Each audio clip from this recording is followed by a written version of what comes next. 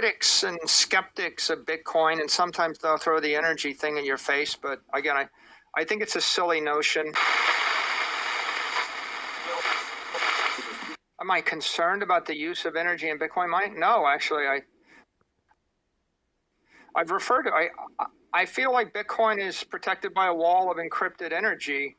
And the fact that there's a lot of energy involved, I think is a good thing. It creates security to the network.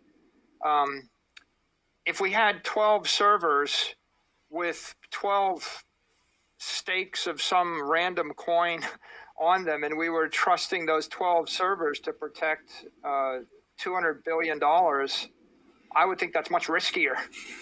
I think I'm not really interested in finding quick, elegant, cheap shortcuts to protecting all the money in the world. I think it's kind of a silly notion to be concerned about the use of energy in Bitcoin mining. As I said before, first of all, it's coming at off the marginal points of the grid. The only places people are doing Bitcoin mining are places where there's power that's in excess, that has where the highest marginal utility of the power is Bitcoin mining.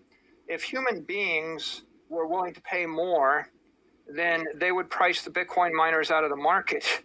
And so every place where we need electricity or we need energy for either factories or human welfare, the price is high enough that Bitcoin miners are driven away from that. Bitcoin miners go to the end of the earth, to the end of the grid, and they're using energy that would have otherwise been wasted. It's either wasted hydroelectric energy or, for example, natural gas wells that are about to be closed in, and they either have to close them in or flare them, and they can set up Bitcoin mining rigs there. So I think they're recycling marginal energy in order to create a digital monetary system that's capable of holding all the money on Earth.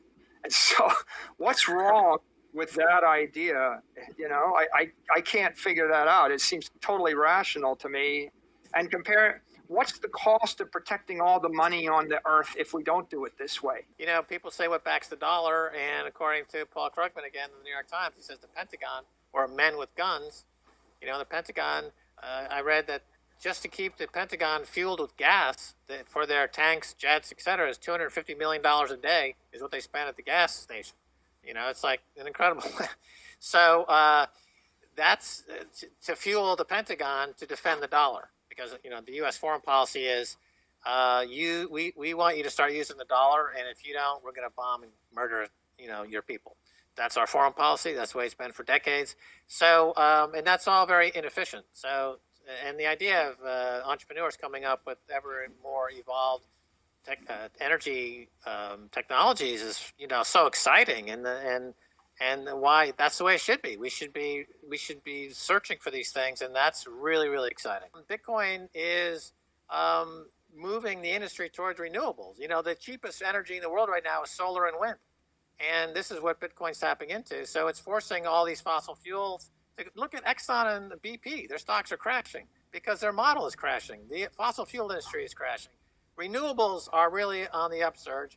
And the Sun Exchange, yeah, they sponsor the Orange Pill podcast. They've got a brilliant model. They install solar cells, and they convert sunlight into Bitcoin, and goes right into your wallet. And while you're helping to to supply energy to projects like schools and factories and stuff like that. It's a brilliant project, and it's a great company. But that idea that Bitcoin is boiling the oceans, or that it's a waste of energy, is diametrically wrong. It's 180 degrees wrong. It's wrong. Bitcoin is actually green. It's a green energy. It's a green industry. If you understand really the dynamics of the global energy grid and how this is moving away from fossil toward renewable. Renewable is the cheapest. Something like 90% of the profitability or higher of miners comes from energy costs. So they are extremely sensitive. As Marshall Long in Texas says, he's in the energy arbitrage business. He's not in the Bitcoin mining business. He's in the energy arbitrage business. He's got to get energy under 3 cents a kilowatt, 2 cents, under a penny a kilowatt. How does he do that? By bringing efficiencies and putting out the the companies that are inefficiently destroying the environment because they're fat, stupid, old, politically corrupt.